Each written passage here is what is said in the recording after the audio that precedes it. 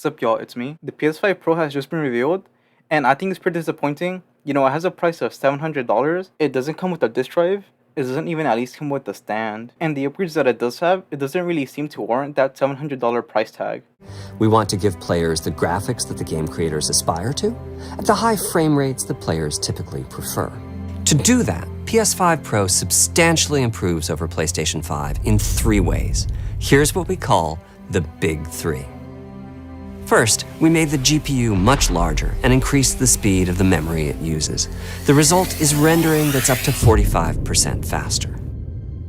Second, we made major upgrades to the ray tracing, taking a streamlined and accelerated approach that allows calculation of the rays at double or even triple the speeds of PlayStation 5.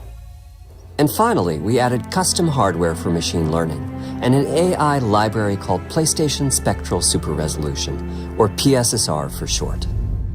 PSSR analyzes the game images pixel by pixel and can add an extraordinary amount of detail, which boosts the effective resolution of the games. Are these upgrades to the console? Yes, of course. But when you compare gameplay from PS5 to PS5 Pro, you can't really see the difference unless you really look at it, and even then it's still pretty hard to tell. But I will say this, there is one part that I think you can really see a significant difference, which I'll show right now. Here's The Last of Us Part 2 running on PS5 Pro. It has huge amounts of detail and targets a super smooth 60 frames per second.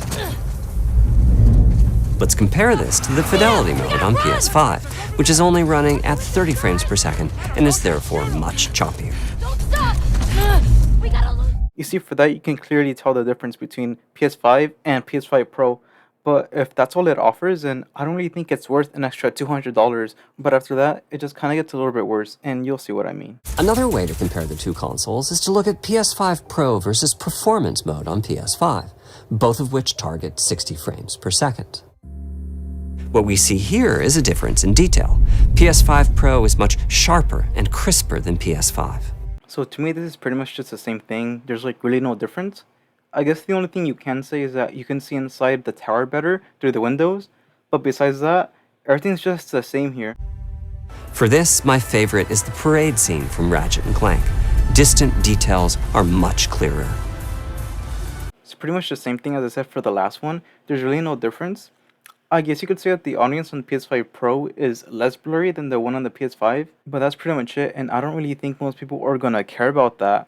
And here we can see Marvel's Spider-Man 2 is noticeably higher resolution throughout the scene, including the trees and procedural cars. And this is the same thing as the last two, like, are we looking at the same thing? Because the pictures look pretty much identical. Maybe there are some differences, like the leaves, I guess, look a bit better. But then it's like, is that really it? All you can show for this is just a couple leaves. People are saying that it's going to look way better on the actual PlayStation console, that you shouldn't judge it based off a YouTube video because it's compressed, which is for sure going to be true. You know, it is going to look way better on the actual PlayStation console. But even so, is that really enough justification for an extra $200 spent on the PS5 Pro? Because the showcase does a really pathetic job at actually showing what the PlayStation 5 Pro console can do. Like, imagine trying to justify why you spent $700 on this. Someone comes over and they see the PS5 Pro and they're like, oh, like they ask you about it, like, oh, hey, what's cool about it? Like, what's new? What's it do? You load into a game, then you zoom into some NPCs and you're like, you see that? They're less blurry from this distance. You go into the leaves next to them, you see?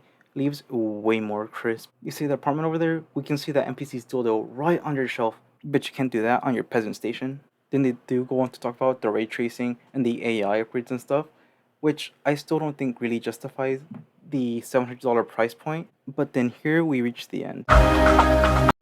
So you see, I wasn't lying about the price.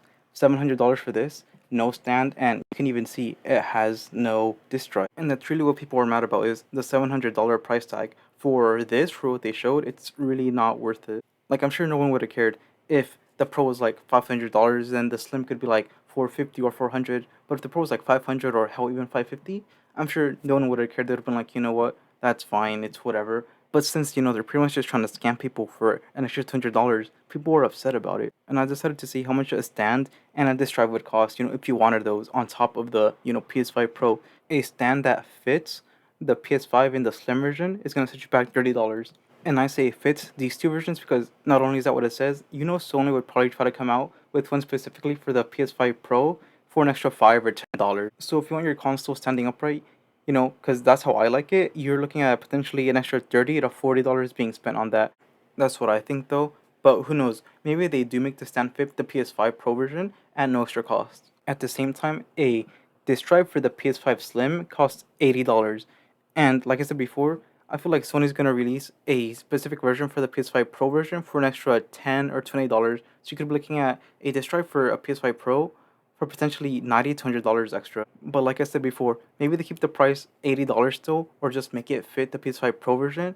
But I don't really think they're gonna do that. And that's not even mentioning the extra controller that I feel like most people buy because like just in case you want to immediately switch off, like in case your first controller dies, and you don't want to play while charging, or you have a friend over, you want to play with them, or you have a kid, you want to play with them, right? A classic white controller is gonna set you back an extra $75, and so adding everything together for the Pro, the stand, the drive, and an extra controller would be around $885, and I'll just add a 10% tax to that, which would be around $973, which is an absurd price to spend on a console and the accessories for it. And I know people are going to say that, oh, you don't need the standard disc drive for it, which is very true, but this is just in case you do want to buy those things for it. In case you like having your console standing upright like I do, or you want a disc drive so you could play your physical games that I'm sure a lot of people still have, or the extra controller, like how I said, to play with other people, or just in case you want an extra controller. Having to spend upwards of $1,000 for everything for your console is just absurd, and it might as well just be $1,000 because Sony's gonna increase the price for the drive and the stand for the Pro versions. Even for just the console without the extra accessories for it,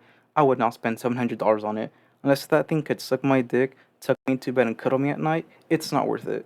I think the only way you could possibly justify buying this is if you don't already have the PS5 or the PS5 Slim and you have an extra $700 lying around, then go ahead, buy it, do whatever you want. But even then, you might as well just try to get a classic PS5 or a PS5 Slim version and save yourself the extra 200 for accessories or games. But if you have a PS5 or the Slim version, don't upgrade it. Just stick with what you have. And when you think about it, if Sony succeeds with this, in the future, the PS6 is gonna be what, $800, $900? Consoles with no disc drives, so you're gonna have to either A, buy the disc drive from Sony themselves at a marked up price. That is if they even continue to release physical game copies. Buy the game on Sony services, which could then be taken away from you at any time. And then other companies are gonna for sure follow in Sony's footsteps. Like Microsoft is probably gonna mark up their next console at an obscenely high price if Sony's console sells well. It's overall just gonna be super bad for people that enjoy playing games on console or that only played games on console due to affordability. Overall, it's just going to be horrible. Look, it's kind of funny because Sony was getting a bunch of backlash for releasing Concord, which was a dog shit game.